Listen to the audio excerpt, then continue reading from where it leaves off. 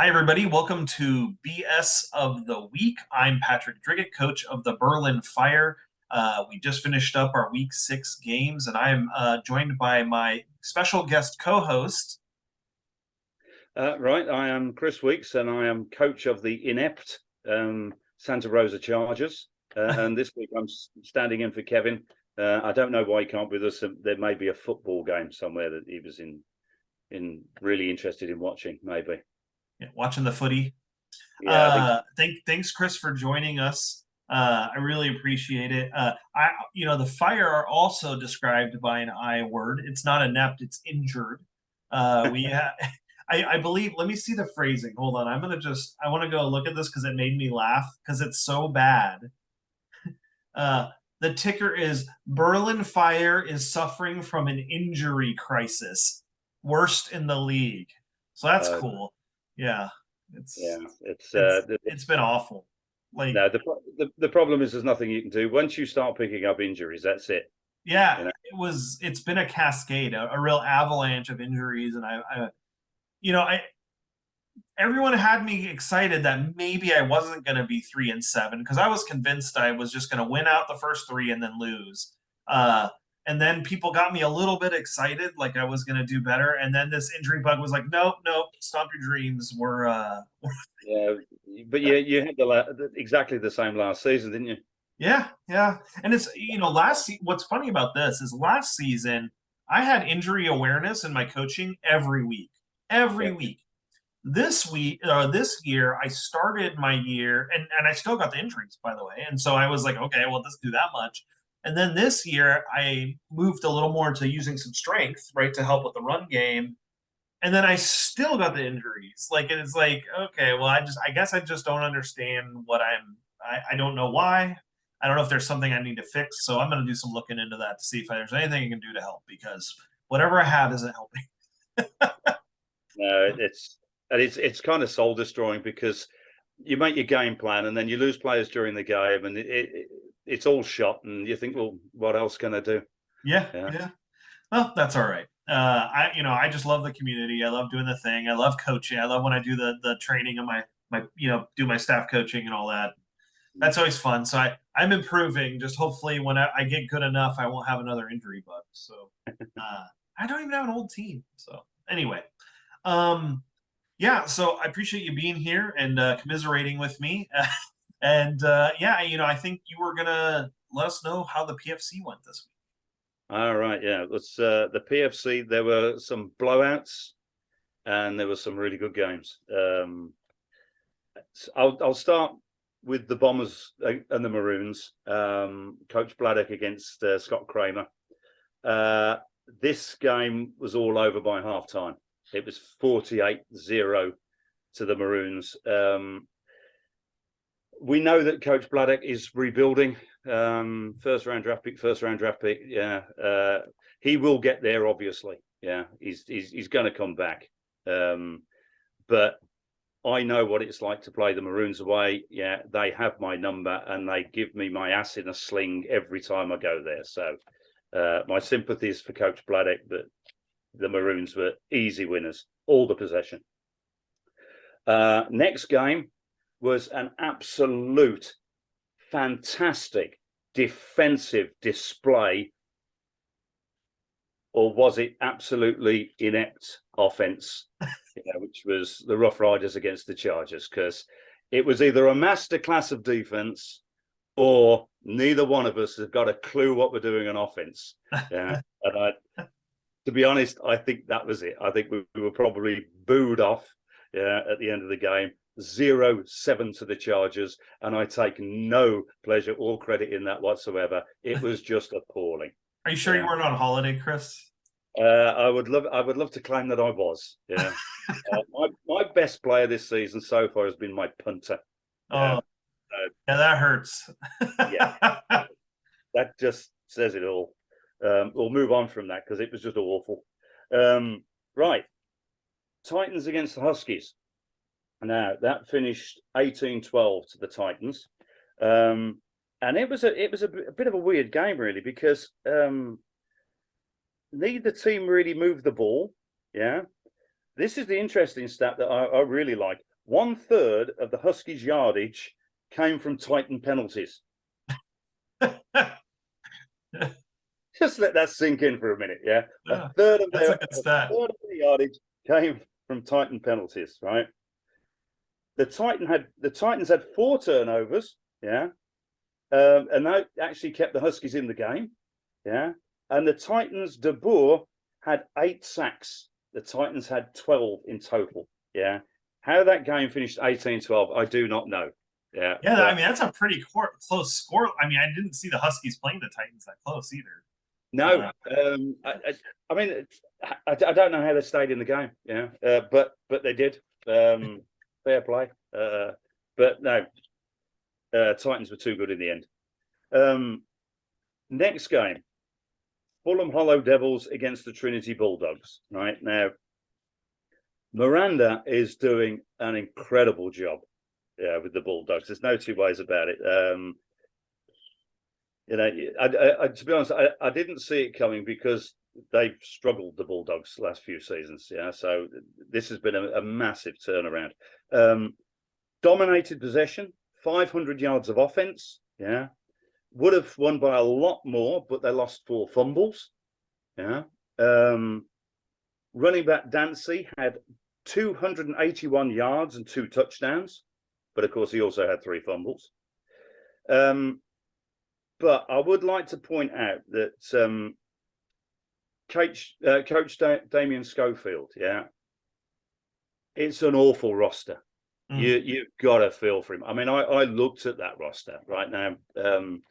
I am a big horror film fan, right? So I've got an interest in what I consider should be the Sleepy Hollow Devils, not the Fulham Hollow Devils. It should be Sleepy Hollow, right?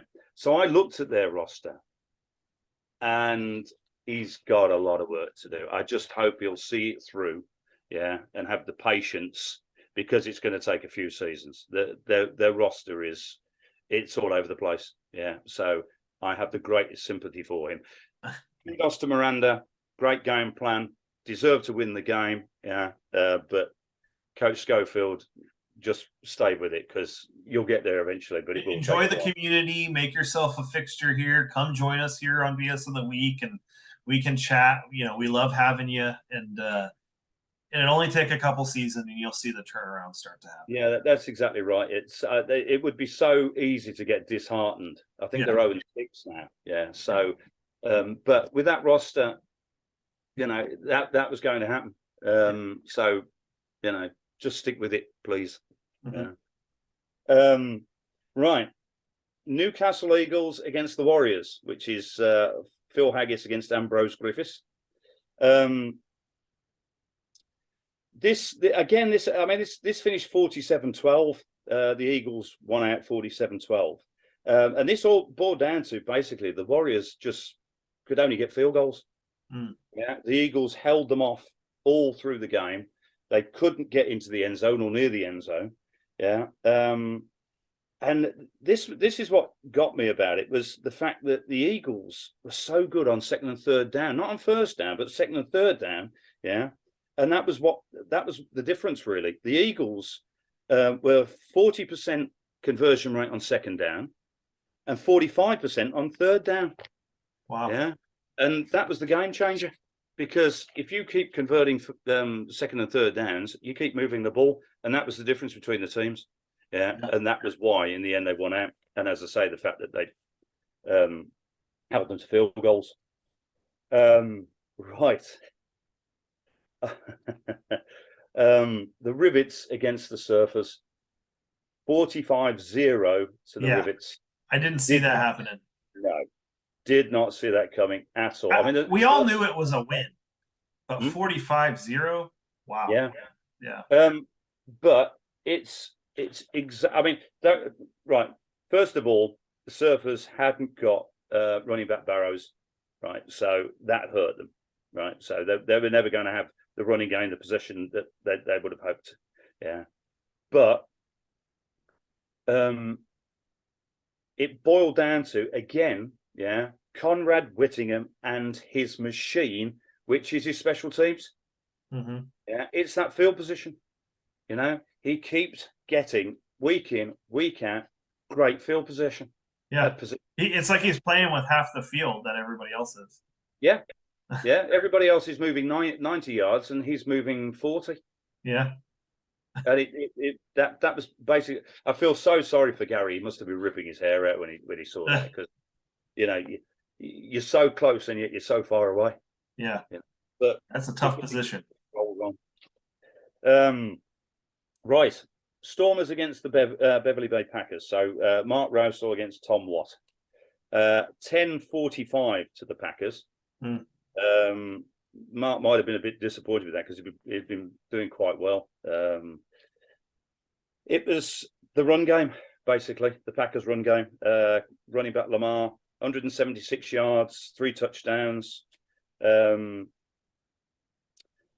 Walsh, the quarterback, 26 of 36, 255 yards and 3 touchdowns. It was basically all Packers. Yeah. The only real note for Washington was their receiver Slimer had, or Slimmer, I know it's Slimer or Slimmer, 220 yards and a touchdown. Packers tight end Lawyer. The reason I'm mentioning these is because obviously it won't be long before we're voting for Pro Bowl players. Yeah. So I thought I ought to just slip these in. So Slimmer or Slimer, 220 yards and a touchdown. And the Packers, prefer Slimer just because I like the Ghostbusters. So I'll make that the official name here at least. Yeah. We'll stick with Slimer. You might not be happy with that. And the Packers tight end Lawyer, 101 yards and a touchdown. Yeah. So those were the notable players in that game. But an easy win for the Packers in the end. Seattle Generals against the Rapiers. Now then, this was a really, really, really good game. And again, you kind of, I don't know how Alex does it. He pulls it out just at the very last minute of the game. He manages to get the victory. Yeah. Having said that, the Generals took gave a right spanking, to the Rapiers. Phil Holton got a spanking from a high-class hooker, basically, because Hooker had 362 yards, and 4 touchdowns. And it's when you're up against that, it's so difficult. I mean, Pogue had a great game, but it's so difficult. And it finished 36-31, to the Generals.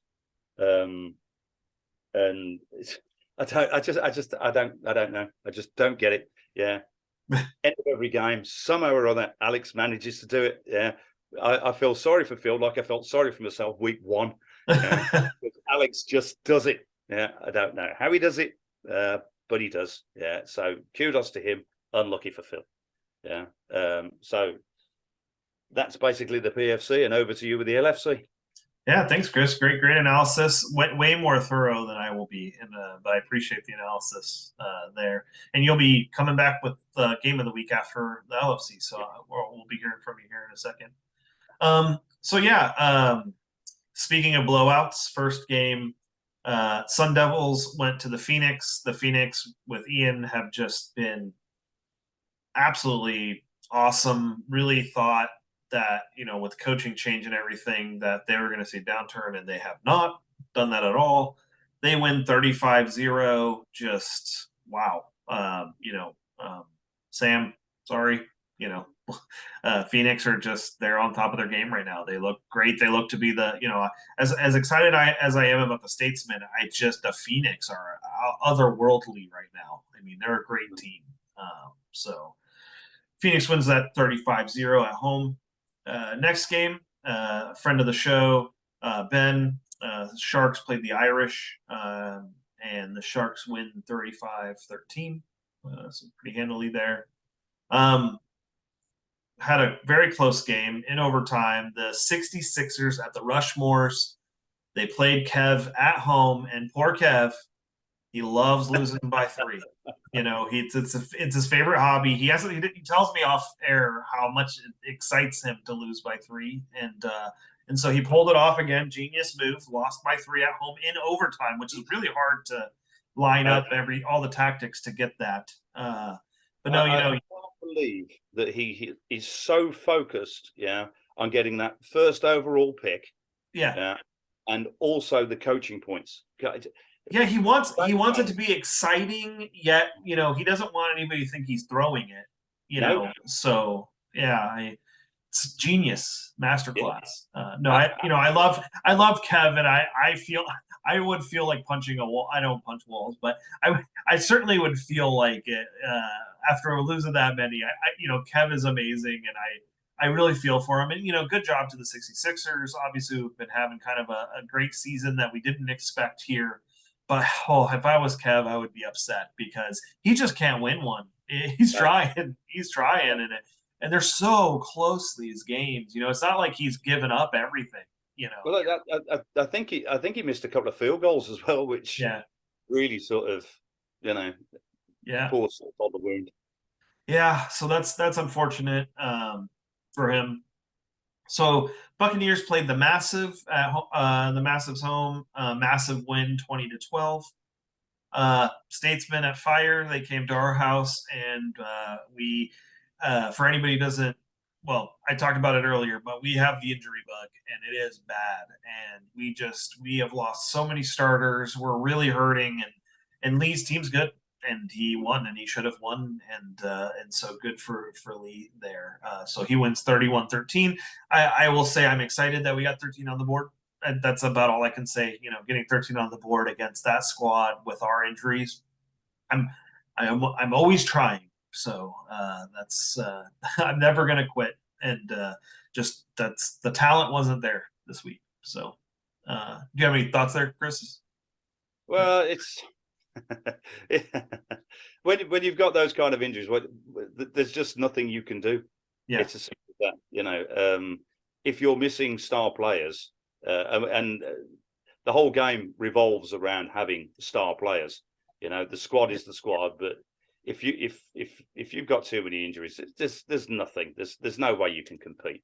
Yeah. One of the funniest thing is I have a high level lineman who isn't a starter, but he's on a starter on my special. I keep him because he has levels and he's good on special teams. He got injured 2 weeks ago. I put him in injured reserve. He recovers from his injury. I put him in, and then he comes back with an E injury. So I think they brought him back a little early. So that was just a funny story there.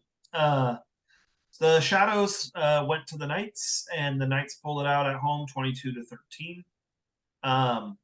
Giant Hornets at Patriots. Giant Hornets win 38-21. 7 sacks suffered from the Patriots. And obviously it's the Hornets, and so Calgary trips in and Wim bumps up. Just they had their, obviously there were a lot of sacks, and then the offense did their thing. I don't even think the Patriots performed badly, but they certainly left points on the board with all those sacks, because even though it's 38-21, if they could have cleaned that up, it would have been even closer, honestly, because when you look at the offense, the values and yardage and things like that, they actually weren't that far. It was close. It was just when you're giving up 50 plus yards of sacks, you're hurting the game there, your chances. And Giant Hornets, great team. They win, and they deserved it. Then another great game, 950 yards of passing, roughly, plus or minus a little bit. Rhinos beat the Weasels at home 42-40. I don't think anybody saw such a great game coming out of that. Hey, look, I love the Rhinos, love the Weasels, but we did not expect this kind of, air shootout game. 42-40 Rhinos. Congratulations to the Rhinos. But wow, if you want to see some really cool career passing yards, go check that game out, because that was cool. That was a fun one. So yeah. Well, speaking of fun games, there were a lot this week, and I think, Chris, you have kind of a special game of the week that you were going to tell us about. Well, to be honest, Patrick, I don't have a special game of the week. I have 3 special games of the week, because you got 3 and I tell you now, you really, if you've got 5 minutes to spare, guys, just just look at just the last quarter of each of these games, because you got the Rhinos and the Weasels, the game that you just talked about, Patrick, 42-40. Yeah. The Generals and the Rapiers, 36-31. Now, those games, it was who had the ball last. Yeah. The possession changed literally in the last minute of both of those games. Yeah. Yeah. And it could have gone either way. Absolutely either way. Yeah. They literally went down to the last few seconds, both of those games, and changed scores. Yeah, literally a minute before the final score. Yeah, Wow. Absolutely incredible, both of them, and really worth looking at just for the fun of it. And then, of course, you got the 66ers and the Rushmores, which went to overtime. Yeah, so I've been through all three of them, and I really can't separate them, especially the Rhinos and the Weasels and the Generals and the Rapiers, which literally went to the last play of the game, and you couldn't have called it either way. Yeah, so both of those fabulous. Rushmore's, sorry, Kev. Sorry, Kev. It just won't happen for you.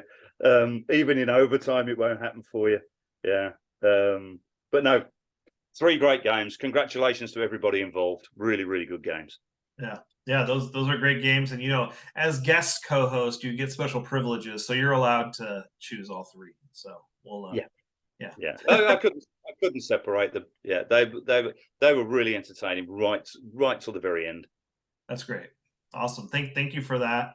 Congratulations to those teams. Great performances all around, and it hurts to lose, but when you've been in a battle that gets called out, that's worth something. I feel like that means you gave it your all. And that's great. I mean, I genuinely feel sorry for Phil, because that really has given Alex the opportunity to walk away with the division.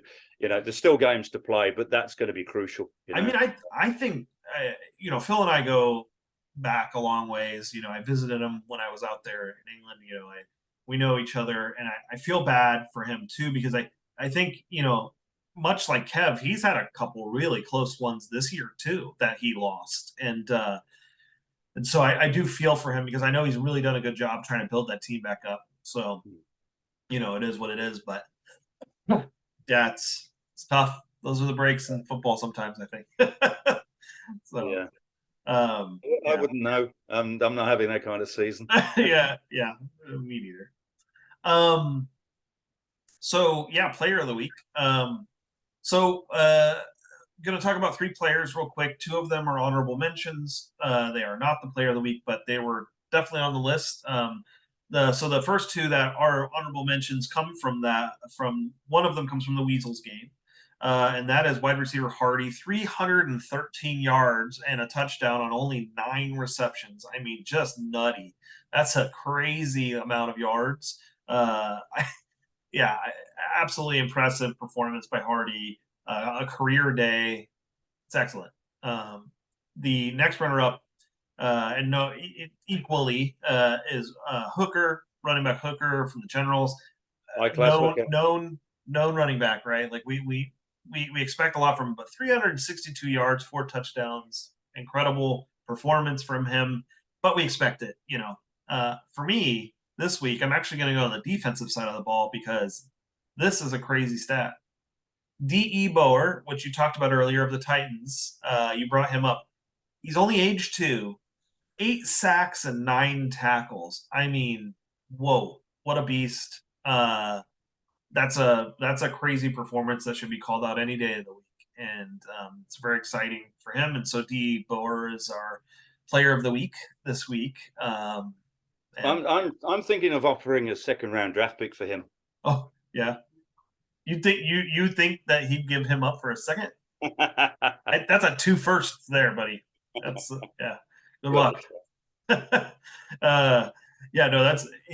a great performance from him. Titans definitely are building on something there. And so absolutely awesome performance. But yeah, Chris, thank you so much for joining us. Kev had a planned day off today. He needed to take care of some things, and we appreciate you stepping in and coming to hang out, because then they would just have to listen to me ramble, and that's never good for anybody. So thank you for joining us. No, definitely my pleasure. It's getting to the interesting part of the season now, where the cream's floating and other teams aren't. And we try to guess when Kev will get his first win bonus. Wow. Tis the season. The way I'm not going to predict that, because the way it's going for Kev, I don't know. Yeah, I cannot believe that he can continue to lose games the way he's losing them. So Yeah, we'll see. yeah, that's unfortunate. Well, I'm only picking on Kev a bit. Well, thank you so much for joining us, and we will see everyone next week. All right. Take care. Bye, See you everybody. soon.